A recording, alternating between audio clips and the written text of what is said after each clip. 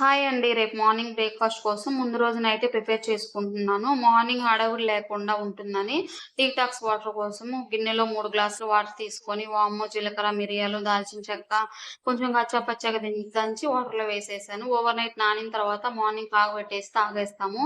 బౌల్‌లో కొంచెం వాటర్ తీసుకొని అందులో సబ్జా, చియా సీడ్స్, కటోర అదే గోధుమ బంక అంటాం కదా! అది యాడ్ చేసేసాను. మార్నింగ్ కల్లా జెల్లీలాగా ఫార్మ్ అయిపోతుంది. దీన్ని 2 డేస్‌కి ఒకసారి పిల్లలకి ఇస్తున్నాను. అలాగే మేము కూడా తింటున్నామనమాట. దీన్ని వాటర్‌లో కలుపుకొనైనా తాగొచ్చు. లేదంటే అలానే కొంచెం బెల్లం కలిపేసుకొని తాగేయొచ్చనమాట. కొన్ని బఠానీలు కూడా కడిగి నానబెట్టేసాను. నైట్ రైస్‌కి బదులు రాగి రొట్టెలు చేస్తున్నాను. దానికోసం ఉల్లిపాయ, పచ్చిమిర్చి కట్ చేసుకున్నాను. రాగి రొట్టెల్లో ఆకుకూరలు యాడ్ చేసుకుంటే టేస్ట్ బావుంటాయి. కానీ నా దగ్గర ప్రస్తుతానికైతే ఆకుకూరలేమి లేవు. అందుకని ఉల్లిపాయ, పచ్చిమిర్చి, జీలకర్ర అవి యాడ్ చేసుకొని పిండైతే కలుపుకుంటున్నాననమాట.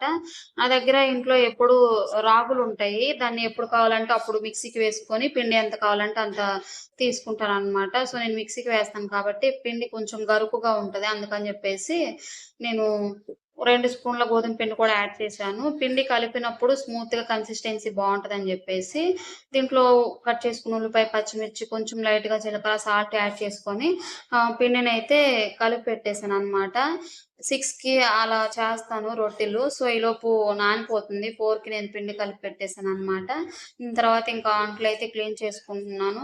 ఇలా చేస్తే ఏంటంటే రాగి రొట్టెలు కొంచెం టేస్ట్ బావుంటాయి. హెల్త్‌కి కూడా చాలా మంచిది. సో, అందుకని జెప్పేసి పిల్లలేంటంటే నైటు రాగి రొట్టెలు ఒకటే తినేసి ఉండలేరు కాబట్టి ఆకలికి వాళ్ళ కోసం అని జెప్పేసి నేను పొంగలన్నం కూడా వండుతున్నాననమాట.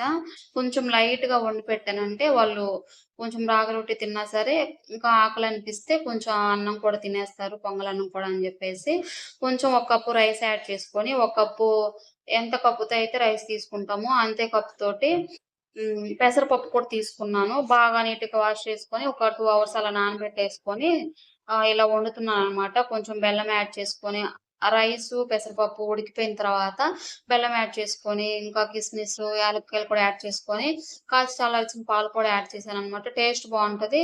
కొంచెం ప్రోటీన్ కూడా ఎక్కువుంటదనమాట. ఈ పెసరపప్పు యాడ్ చేశాను కాబట్టి. సో, అందుకని జెప్పేసి నైటు మాక్సిమం ఏంటంటే 7 నుండి 8 లోపే తినేస్తాము.